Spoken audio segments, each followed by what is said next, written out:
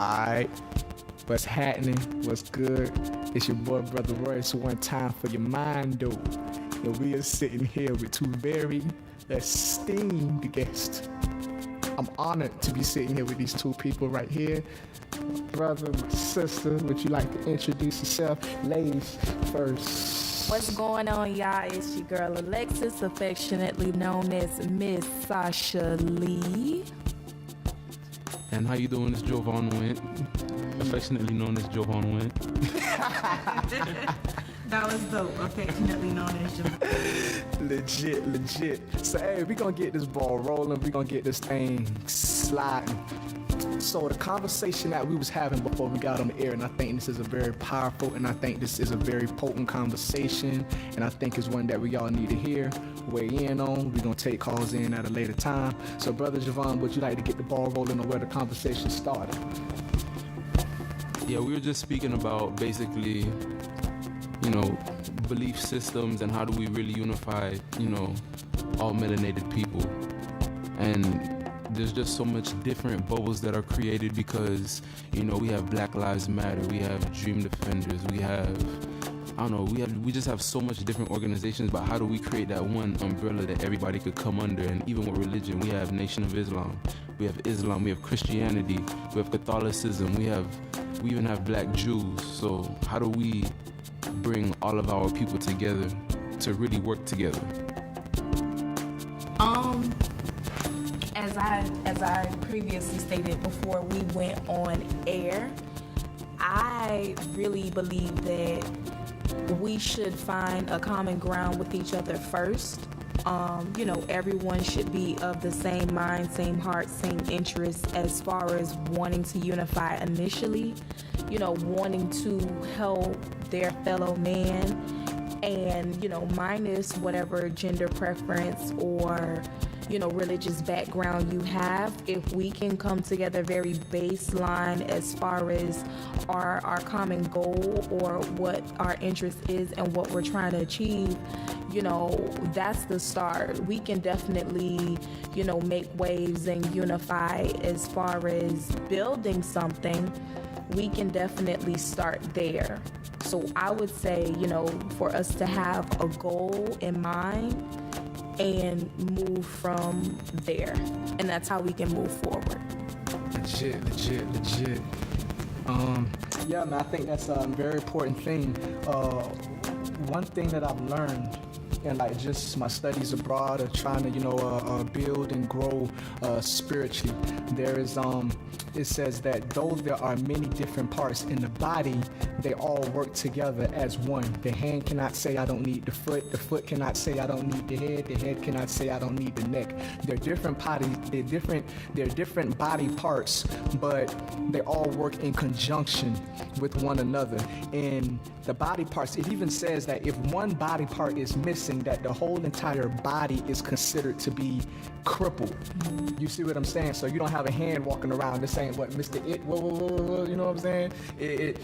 We all do need to come together, because once we do come together, we begin to enrich each other. Now the question we've been hit with a lot is, okay, you're always talking about come together, but come together around what? What are we coming together around? Because people are coming together, but if they're not coming together around something that unifies them all, then that coming together is not gonna last. It's only gonna be temporal. So come together around what? I was listening to the Breakfast Club, and there's a man named Trevor Noah. He's from South Africa, and he grew up during the time of apartheid. And basically, Africa is 90% black people. And they said, in order to control a country with that much black people, you need to make them think that they're not all on the same team. So, they had the Igbos live here and the Xhosa people live here, and, they divided everybody up. So I think, as Brother Hakeem states, the Willie Lynch letter, there's so much tactics to make us all believe we're not on the same team. So it's we need to convince ourselves and realize we are the same. And also there's another guy named Dr. Wesley Muhammad, and he was saying Black Lives Matter needs to not be focused towards like white people and other people, but it needs to be focused towards black people. Black people need to be convinced that Black Lives Matter and that we are all on the same team. So how do we truly convince each other that we're all on the same team? How do we get back to understanding that? I think I'm gonna weigh in on both of you guys' comment, and to answer you, Brother Hakeem, what exactly is the goal and what are we coming together around? I would say that would be at the discretion of us as a people.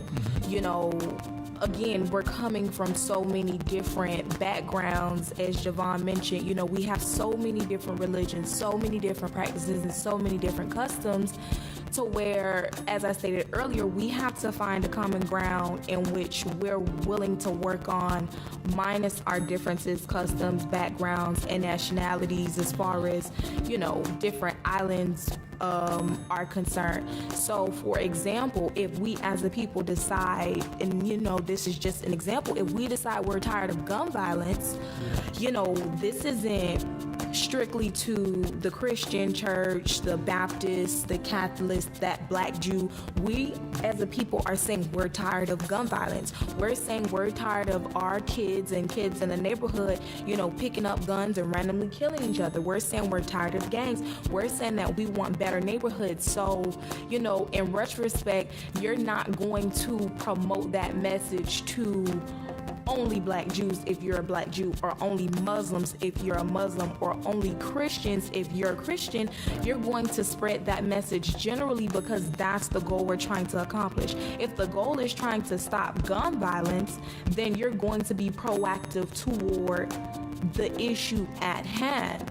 So, to answer your question, Hakeem, I really feel like, once we come to a consensus of what exactly we want to do, that's how we can work to tackle that center that you're talking about. Because believe it or not, we are the center. We're already it. It's us. Right. So, we just have to learn how to navigate around that center, making everyone feel comfortable. Yeah. And like I was saying about, holding hands, we need to hold hands because we are the center of it. Yeah. So, that's how we get there. Legit. What you got over there, brother? Oh, that was a good answer. We do need to rally around causes which affect us all. But how do we get everybody at the table? How do we get everybody willing to sit at the table and have these discussions? Like, does it have to be your child that gets killed? Does it have to be somebody close to you for you to, want to partake in the discussion? Because I feel like there's so much of us that understand what's going on. We might talk about it today, but tomorrow we're gonna forget about it. Like, we lose the fire. So how do we keep the fire? How do we make people understand how important this is and how urgent we need to be when addressing these things? It's one thing that was very powerful to me, and it led to me starting the Black Student Union. When I read the Willie Lynch letters, which is pretty much, people can say the Willie Lynch letter is not real. People can say the Willie Lynch letter was fabricated. It doesn't chronologically line up, whatever it may have you. If it was actually real, or if it was something that was written about actual events that happened as like a satire or something. The point is, those events happened. You see what I'm saying? So if it was something written after the fact, well, thank you for putting this in order for me. If it was something that was written for real, I'm glad that it was made available for us to see how the Black man was, the ingenuity that went into the psychological programming of the Black man. And the whole premise behind Willie Lynch, the whole premise on how to change these people from Africans to slaves, or they were beginning a project to create the African American. When a Black man can, and it sounds crazy, but that's what we hear. We here to talk about that. When a Black man stands up and says, I'm not African, I'm American, that means the program is complete. You are fully programmed. When you no longer relate to your homeland. Because when you study Willie Lynch, that was the purpose. The whole purpose of Willie Lynch was before slavery, before war, man was connected to nature. Meaning that the same hands, and remember, Marcus Garvey got a lot into metaphysics. The same hands that created the sun, the same hands that created the moon, the same hands that created the stars, is the same hands that created human beings. So we all have that connection to nature. So the black man learned how to sew clothes from watching the spider. The black man learned how to hunt from watching the lion. We learned from nature. That's how the whole entire world was educated from the discoveries of Egypt, because everything was discovered. They would watch the stars and tell how the moon would wax and wane, and when there would be no moon and when there would be a full moon. So the whole purpose of Willie Lynch was to separate us from our nature. Separate us from our nature, because now once we're separated from our nature, we'll be easier to program.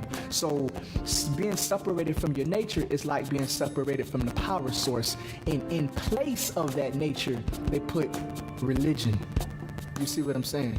So now I've always looked at, okay, once the black man is plugged back into his God, not into a religion, but plugged back into the creator, our creator. Once we are plugged back into that power source, now we will have the power source to have longevity, to see clearly, to be able to focus, to be able to concentrate. I was watching the Malcolm X documentary that they did with Denzel Washington, and I like the way the man said to Malcolm X. He said, "We want to get you off of this country's drugs." Like women is this country's drugs. It's not just weed, but alcohol is drugs. The pornography is drugs. All of these things is different contaminations to the black man's body that we have to now go through its little batteries because we're unplugged from the power source. So I do believe that one thing that can unify us all is God. But in order to even delve into the fact that, okay, Willie Lynch thought it was necessary to separate us from our nature, so that means there must be something important about us being connected to our nature. In order for us to even talk about connecting to God, we first have to talk about what is the purpose of religion. Would you like to weigh in on that? I would like to actually touch on Javon's question about unifying, and then I can transition into religion. But as far as unifying us, it is at our discretion as a people. Everything is a choice. If we choose to love each other, it's because it's a personal choice, because at the end of the day, that's what love is. Love is a choice. Right. So we have to choose to love each other, and guess what? When you make that choice, everything else falls into line. When you learn how to love somebody, you're not saying, hey, I'm interested in you, you're interested in me, give me your manual, what should I do? You just do it. It just flows. You learn how to hug them, you learn how to kiss them, you learn how to please them. You go with what feels good. And like you said, it's nature. So very innately we will develop that, so long as we decide that we want to love each other, that we want to bring that back, that we want the village to raise our kids instead of me having my kids in the house and you mind your business. We have to start taking ownership of each other as brother and sister. And guess what? Once we start taking that ownership, saying you are, my sister's keeper, I am, my brother's keeper. Once we take on that mentality, then we will naturally have that love for each other. We will naturally want to care. We will naturally want to invest. We will naturally unify. There isn't what I would say a programming or a mapping. It starts with us internally. So even for the three of us that are here now, this is something that started with us. It wasn't something that we had to be coaxed into. It wasn't a program we read. It wasn't a book we read that made us want to come here. It was the desire for us. It was the love of our people that made us want to do this. So even if it starts with 3 people, that's fine. And we have to be okay with that because, you know, we understand that some people don't necessarily have that understanding of getting back to nature, and we shouldn't allow them to be afraid of that because they're not as, what's the term that the kids use, woke. We can't allow the lack of knowledge to intimidate people because, you know, you have people that want to know, and the fact that you have so many scholars and people that can intimidate you and make you feel like you're not qualified to know these things, then it can also hinder you, and it can keep people in a state of ignorance because, you know, they already know, and people really take comfort in that. Ignorance truly is bliss. So in terms of us unifying, you know, I feel like that desire, you know, will come very second nature to us because, you know, we are very loving people. Now, as far as your question about religion and, you know, its place, I personally believe it was a method of control. Yeah, no doubt. You know, it is a control mechanism, and, you know, for some people it's good, for some people it's bad. People go with what they feel. And I feel like once you go with what you feel, once you start labeling it religion, that's when people start to separate. That's why in the beginning I said if we could get rid of that religious divider, that political divider, that sexual preference divider, that really is every, you know, citizen's personal business, we can bridge that gap. Agreed. We definitely seeing that is like Brother Javon said, the African brother, that it is a major strategy that they have to keep us divided. And anytime that anytime we find our home in anything that begins to now attack another group or another audience with people that look just like you, we know that, okay, that's a system of control, that's a system of manipulation, that's a system to keep us subjugated. And I like how she said love is nature, because that's actually what nature is. Nature is not something that you have to get out of a book. There was no books back in African times. This was all the stuff that they learned just by feeling, just by looking, just by using their senses, just by observing, not letting the TV think for them, or not letting the radio think for them, or not letting another man have to come and tell them what to think, how to think, but just being there in the moment, you know. And I do feel like love is the nature. But when you start getting to, okay, I have to go to this book to tell me how to do it. Not that there's anything wrong with the book. The book can be a key to kickstart the engine. It can be something to crank the car. But I do feel like love is that nature, especially, you know, if you're a scriptural guy, that God is love. You see what I'm saying? I feel like because we've been separated from nature so long, that we have to understand what it is from what it truly is, because nature is something that is embedded inside of us, not something that we have to go without and look for. But Brother Javon, what did you? Just like how you said, a book can start the engine. Right. I agree with that 100%. I think that, okay, when you're a baby, when you're born, you need your mother's milk until you're strong enough, and your immune system is strong enough to, you know, carry you on your own. No doubt. When you're first riding a bike, you have training wheels, and then you remove the training wheels until you can, you know, ride the bike without it. I think that religion can be like that. Religion can kickstart you until you are strong enough spiritually to do without that religion. Just like if you're starting a business, you need startup money until you build enough capital to carry yourself.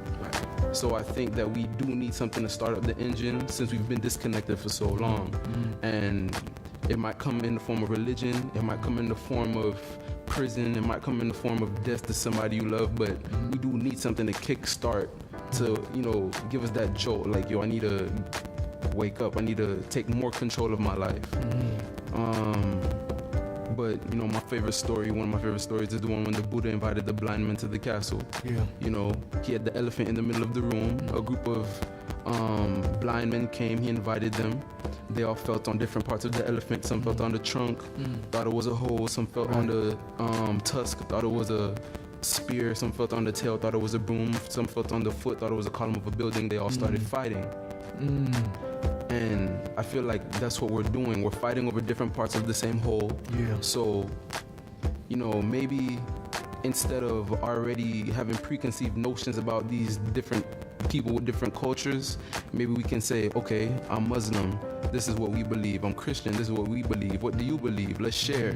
So maybe we should just change our attitudes towards other people, towards other melanated people.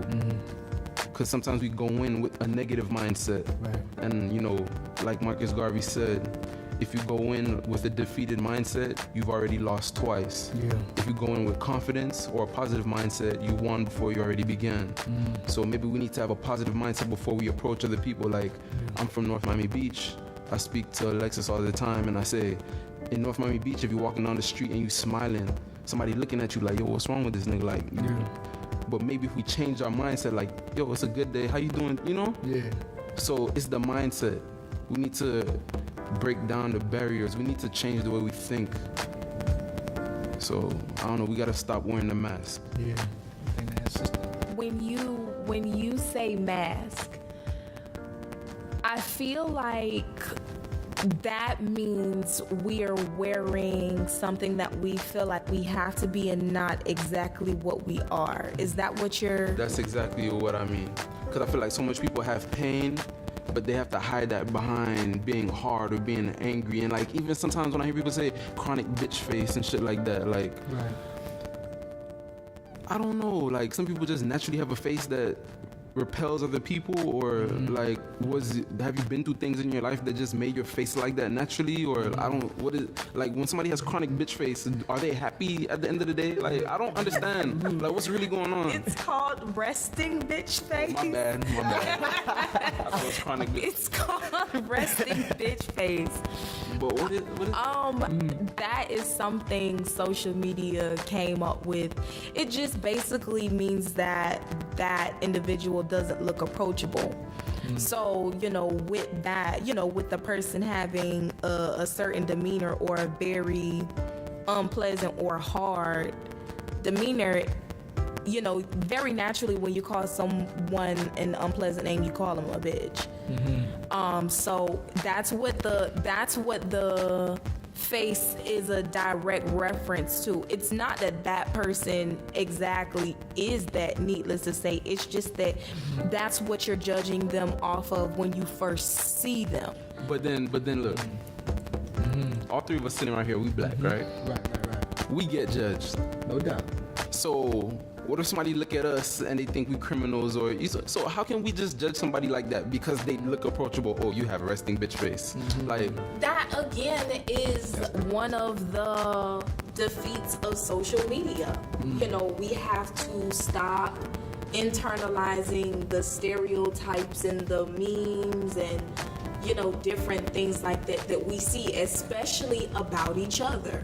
One of the things that I find particularly interesting, and you know, everyone finds it as comedy, but I feel like long term it's actually very damaging, is the whole, you know, the comedy skits and the little 2-3 minute videos imitating the black woman. You know, how women be when they first done got their little full EBT card loaded and she got on her lace wig and she about to go to the club and, you know, and tear the flow down. And then guess what? You have this, you know, you have my black man come out in a wig and a dress and he imitates me and he does it in the worst way. Because 9 times out of 10, my weave don't even itch that bad. And they make it 9 extra. 9 times out of 10, I don't even pop gum like that. 9 times out of 10, that's not even how I twerk in a club. Maybe a little bit, but you get what I'm saying. You know, we have those things, and then you have to, what we as a people have to understand is that when other cultures see that, especially coming from us, they internalize that. And at that point, we have no one to blame but ourselves for that image. You know, you have these guys that do these skits and everything, and you know, it's all fun and games. But at the end of the day, if I'm a Mandarin, you know, person, or I'm from Lebanon, or I'm from Russia, and I have no idea, the slightest idea about what melanated folk do, and this is the first thing I see, and I see it coming from a melanated man, and he's imitating his melanated woman, I'm gonna feel like it holds true. But you don't even have to go that far. You don't have to go to China or Russia or Lebanon, because there's white people who live maybe a block or 2 blocks down over the bridge, and they think that's truth about black people. So, and even more, I feel that a lot of the melanated people who are very disconnected from themselves, they want to live up to these stereotypes. I've had homeboys, even me growing up, we would listen to certain rappers and certain artists, and we would listen to their rap songs and learn how to be better niggas, you feel me? Like that was our gospel, you feel me? Even when you listen to Kendrick Lamar's album, the first one, Good Kid, Mad City, they ask, like, because in the album he has different parts, like different skits where they're having conversations, and his homeboys say, what did Jeezy say since day when I was the man on these streets, you feel me? Like, so much of us listen to music and watch TV, and we want to be like that. We want to be harder, we want to be heartless. Like, there was some days where I was like, I was too friendly today, tomorrow I'm not gonna be that friendly, you feel me? But it's crazy, like, images really do mean a lot, and we judge and we take so much from images that is sickening. We gotta stop doing that. Shout out to Kendrick Lamar, by the way. No doubt. And J. Cole. No doubt. Kendrick Lamar he's definitely a staple in the community for Whole world. You know, the type of music that expresses a lot of how we really feel. And you know, things that we really should be looking toward, like the new Jay-Z album 444.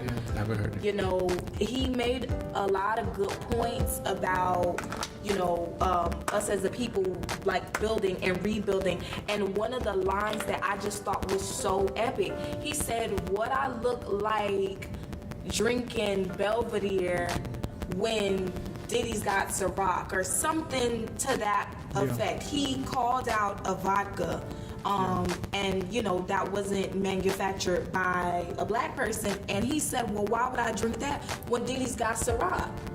Like, you really should be supporting that, man. You should be supporting Ciroc. You should be supporting effing vodka. And he, you know, he dropped those gems in, you know, in the music, but hip-hop is another discussion for another day, and rap music, and you know how those things influence us. But also alcohol. We're gonna come back to alcohol too on a later date. He made a lot of really good points in that album as far as black empowerment, progressive politics are concerned. So, you know, shout out to Hove as well. No doubt. And I think a lot of it, I love what Kendrick Lamar is doing. What I hear a lot in Kendrick Lamar's music is, I hear like identity.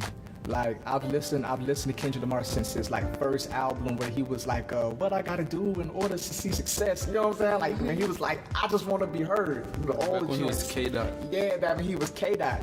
And I feel like Kendrick Lamar has went through this process where he's beginning to find his identity. And I feel like that is the main thing missing from the black community, melanated people, is identity. When you don't know who you are, it leaves you insecure. Now when you're insecure, it makes you now lash out and attack other people. You know, you begin to subconsciously see everything as a threat to who you are, because you don't know who you are. Now you begin to judge yourself as compared to other people around you. Now it becomes easier for you to assimilate the different cultures around you because you don't know who you are. I was watching a commercial for the show Power. Power is the big thing everybody watching. And I don't know how the season started, but now this season he's in jail. And he got to fight off getting shanked. And I'm like, all of the images on TV of the black man, they have to be in jail. Or they have to be coming up from a corner selling dope. Or they have to, yes, that is a part of the black community, but when we're saying, okay, how come our youth look to this as what to be, I've never really seen the black man projected in any other light. Every time we project it, we end up in jail, or we end up having a battle for shame, or the black woman is popping her gums, she's snapping her fingers, she's rolling her neck, she's in the club. That's one thing that we do, you know. And I feel like because black people don't have our own culture, Marcus Garvey said something that was crazy. He said, why are we the only people that don't have a flag? It's crazy. You have the Jamaican flag, you have the Caribbean flag, but do black people have a flag? Like, what represents us? It's, you know, Jamaican, you have the different colonials that come to Jamaica, the different colonials in Haiti, the different colonials in Africa. Bahamas. Different you know what I'm saying, in the Bahamas. But we don't have a culture of our own. And because we don't have a culture for our own, I feel like we're constantly taking pieces from other cultures, you know, as far as, oh, this how I want my hair, or this how I want to look, or you have in Haiti right now, you have a lot of people bleaching their skin. In Jamaica too. That's in the Caribbean. In the Caribbeans as well. Yes, that's just in that Caribbean sector. Everywhere. That's crazy. I see it. Even when you go to Africa, you know, I was talking to Dr. A.K. Tusu, which is the one who makes the clothes, and he was like, when you go to the Africans over there look just like Americans. They're wearing suits and ties, and they're opening insurance companies, and they're doing music videos with money and diamonds and jewels. And Dr. A.K. who's from Ghana's like, that's not even our culture. Like, you're just emulating what you're seeing them doing in America. So is there any steps that we can take to rebuild the culture of our people? Or what do you? So allow me to, you know, snap my fingers and pop my neck and roll my eyes and interject. Yeah, that's one thing that we do. It doesn't define us as a people. Let me do all of that and interject. We would have to stop allowing ourselves to take those roles. I mean, this goes back to Blackface. You know, we knew that those roles weren't conducive to a positive outlook. You know, they did it for money. They did it, you know, in a sense of living. They did it for whatever reasons, but like I said, you can even go back to Blackface and see that we were never really portrayed in a proper light. What is Blackface? So, Go ahead, brother Javon, explain, give some context. No, I'm just saying, because for the people that don't know what blackface is, I'm just saying. But back in the day, you know, the white people, they used to paint their faces black, and they would put on minstrel shows, and they would be very clumsy or very, you know, just uneducated and just looking like a fool. And basically that's still what's going on today. So I just feel like a lot of the roles we take were either fools or slaves, or even I think Jadakiss said it in his song. He's like, why did Denzel have to act as a crooked cop in order to win his was it a Grammy? But you know, why do we have to take these roles and reinforce the garbage in order to be acclaimed? Or for the sake of livelihood, I would say that was one of Taraji P. Henson's points that she made when she got her first Oscar, I believe. She got it for her role in Empire. Is that her show? Empire. You know, in her speech, she made a point to say, of all the roles I've played, positive roles, this is what I get awarded for. You know, so needless to say, we kind of take what's given to us. We've always done that. We've always taken what we've been given and we've made more of it. Now, needless to say, as far as, you know, media is concerned, we do play a big part in the outlet that other cultures see of us. Unbeknownst to us, we don't feel like it's that damaging, especially, you know, when the check is, you know, pretty hefty. We don't see that. However, we play a big part in that. And we don't understand how detrimental that is to culture because it's a constant reinforcement. Just like what Javon just said about the crooked cop, you know, Denzel probably would never be a crooked cop in this day or the next. But again, that is what got awarded because that's the message that social media wants to send. So, you know, very naturally, it constantly gets perpetuated in different things, in commercials and, you know, different things that we see, because we don't mean to do that, but we can.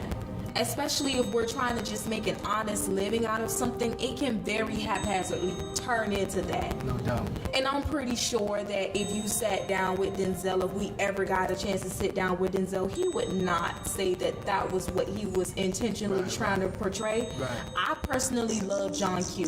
Yeah. John Q was one of my favorites because John Q really showcased the love of a man for his child and those extremes that he's willing to go. By any means necessary.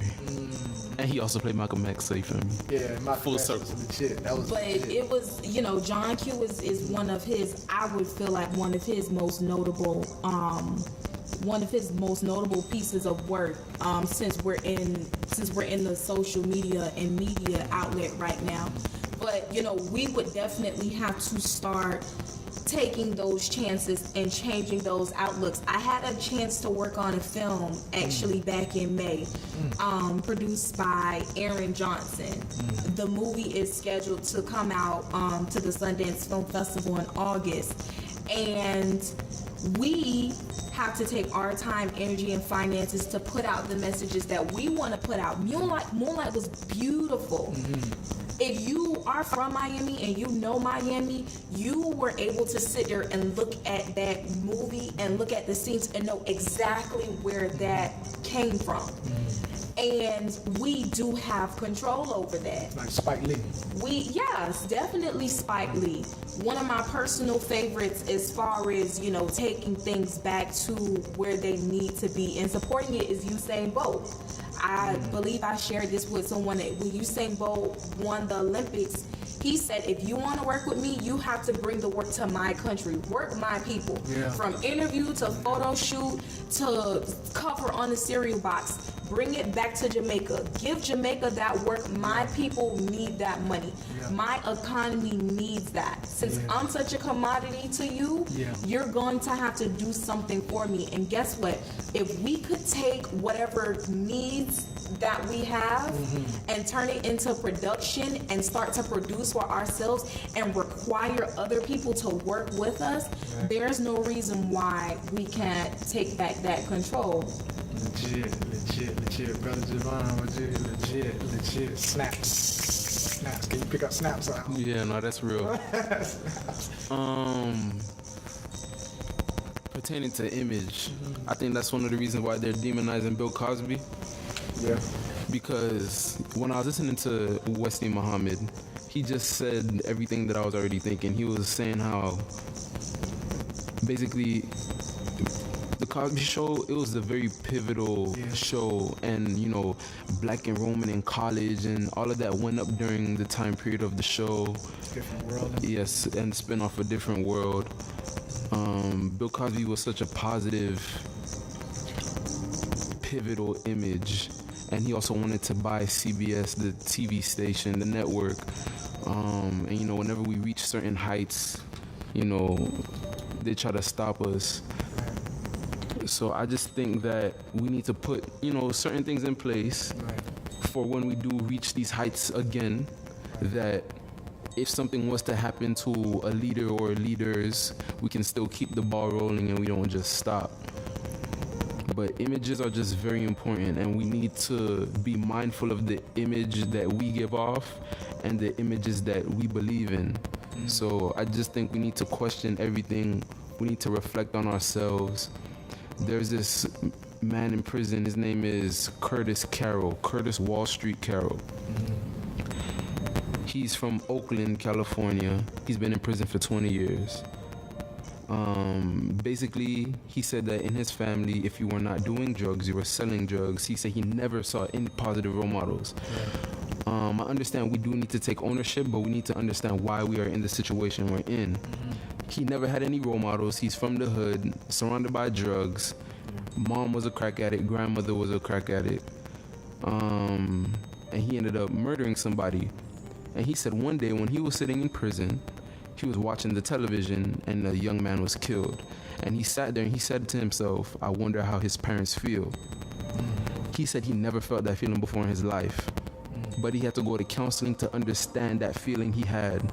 He never ever thought about something like that. So he ended up growing a conscience. So the thing is, we need to understand when we're exposed to negative experiences or we're put into a traumatic situation and grow up like that, our brain develops differently. So a lot of us are at more of a deficit than others. It's true. So like Alexis said in the beginning, we do need to hold each other's hands. We need to be each other's therapy. We need to be patient with each other. Because, when you just have people enslaved for how many hundreds of years, then you tell them they're free, that's the beginning of the battle. That's not the end. That's the beginning. Just like Haiti. Haiti was the jewel of the Antilles. Haiti was the richest colony. But as soon as they fought for their independence and won, they destroyed everything that reminded them of slavery. Yeah. And that's still spiritual bondage and that's still mental, so you can't just have people enslaved and tell them that they're free, or you can't just fight for your freedom and think you're done fighting. Right. So I don't know, I feel like a lot of us have become complacent, and we just need to reflect and we need to be patient with each other. A lot of us are not patient with others. As a final thought for me, to piggyback on what you just said, Javon, we are not patient with each other because we're not patient with ourselves. It really is an inside job. So from the way I see the world to the way I see my brother or my sister is truly a reflection of how I see myself. True. If I don't smile, if I don't say hello, if I don't reach for a handshake or go to embrace you, it's because there's something within me that I haven't dealt with. And a lot of us are dealing with things on the inside.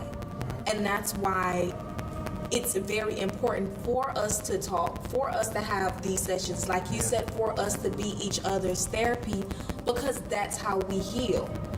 Because even going back to the resting bitch face, I understand it because I've been told that I look mean, but guess what? When I hear another, woman say, everybody thinks I'm so mean, she and I connect because it's like, oh my God, why do people think I look so mean? I'm the sweetest person ever. And then guess what? I know, right? What do you know? We're friends. Right. So, we have to, allow ourselves to embrace people. Like you said, we have to learn how to be patient. That is 100%. And guess what? Most importantly, we have to learn how to love.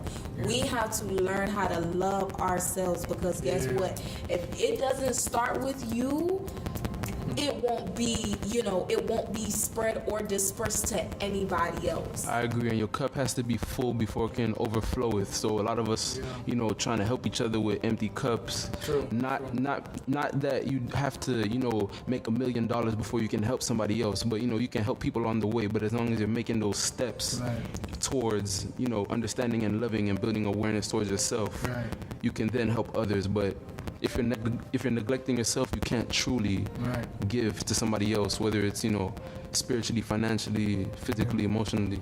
And I do believe one thing I do know, the biggest thing with the black community that we don't like to talk about very often, maybe because it's subconscious mostly, but we do have self-hate. We do have self-hate.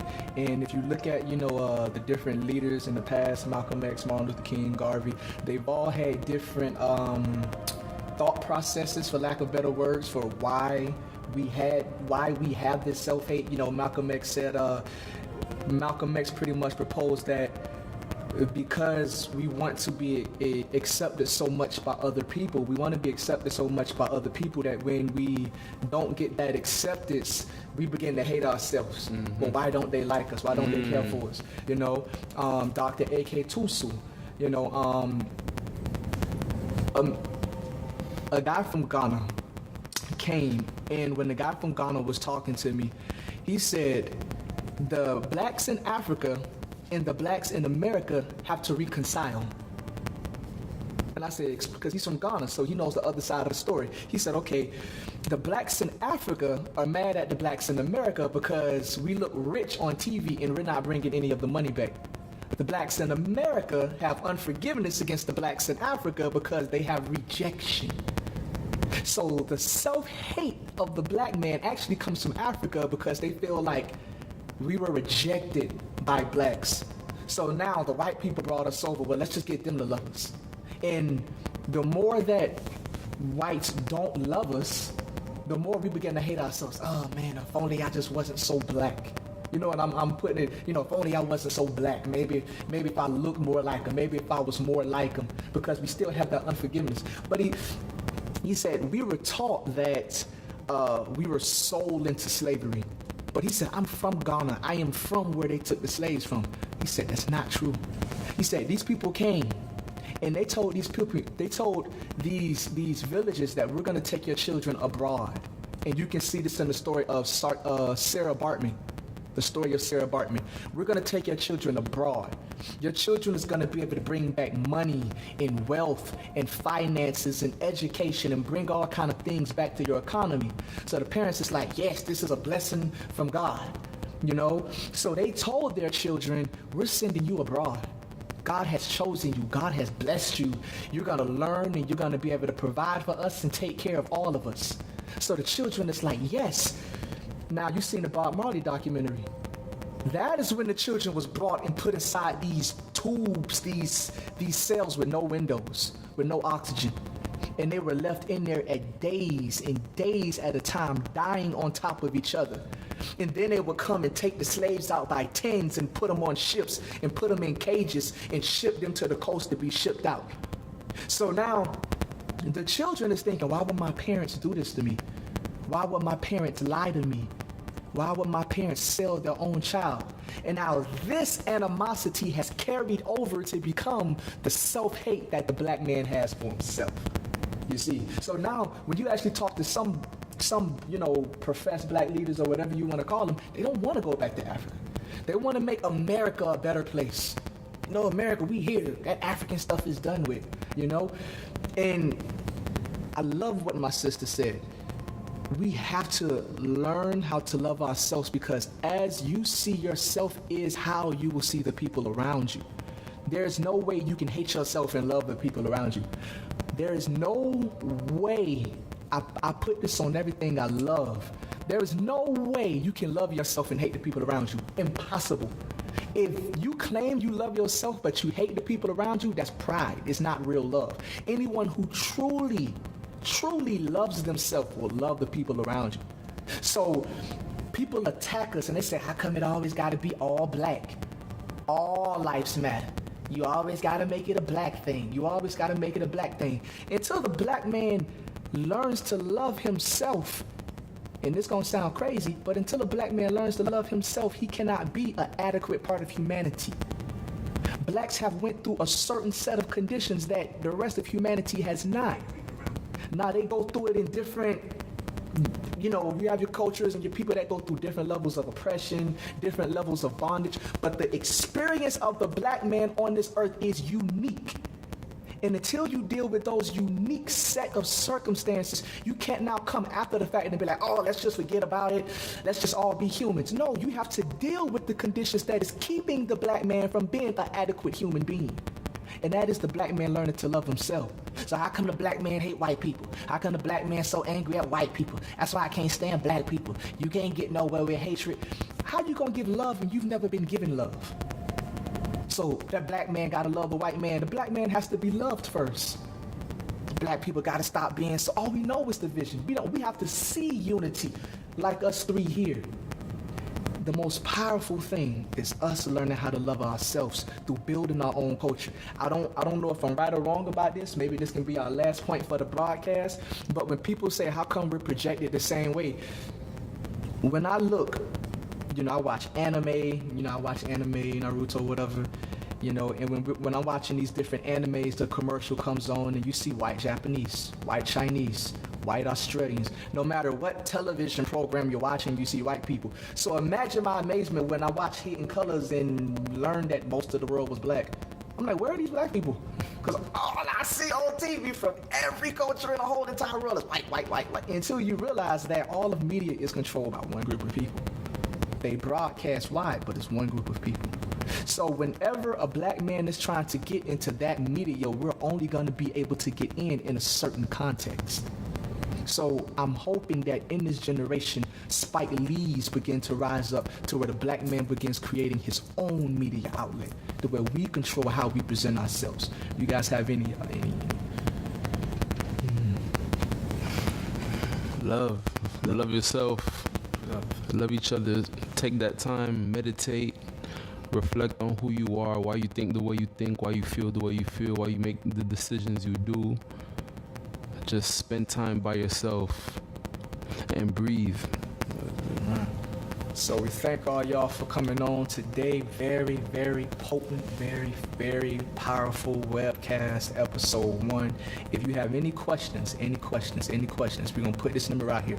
This webcast does have a number. It is 754-800-GLUE. 754-800-GLUE. And that is God, that is love, that is unity, that is enlightenment. We must stick together like glue. 754-800-GLUE.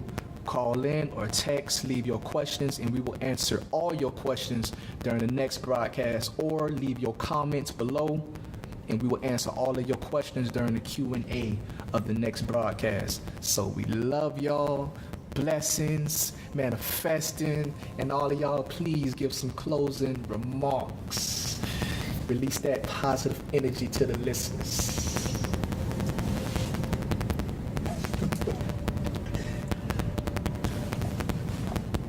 Love. Sister. You can end it. Love yourself. Yes. Love yourself first.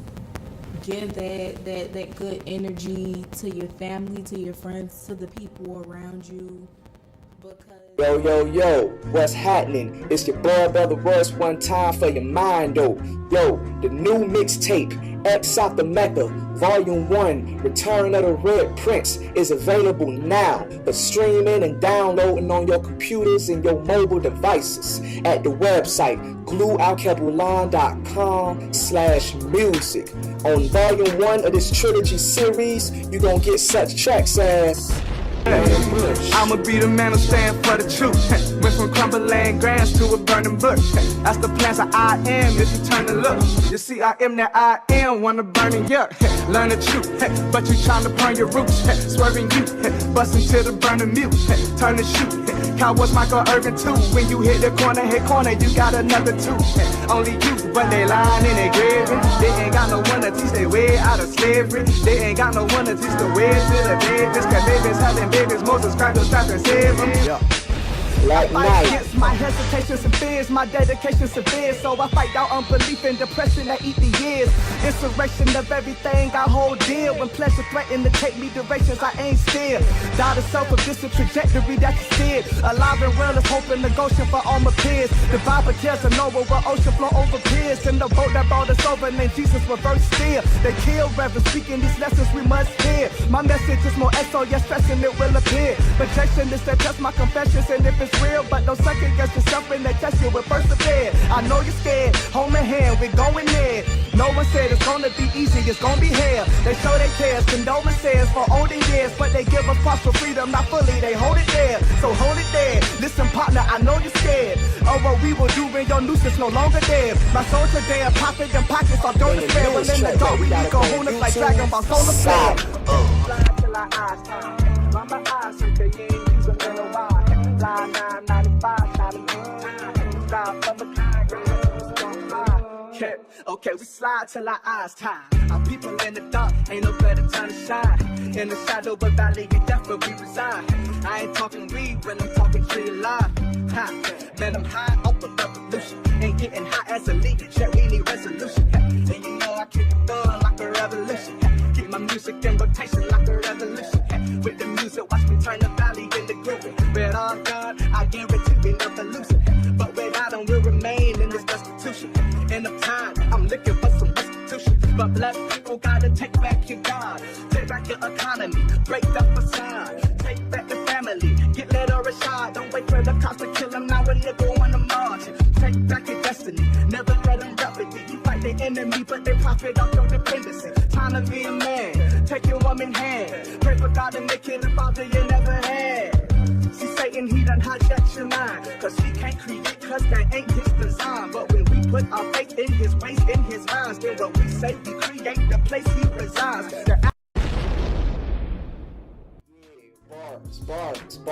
Bars. So listen, if you want lyrics, you want flow, you want enlightenment, then get you conscious, get you woke, and get you right again, then head over to the website, Alkebulan.com, and download the new mixtape, X Out the Method, today.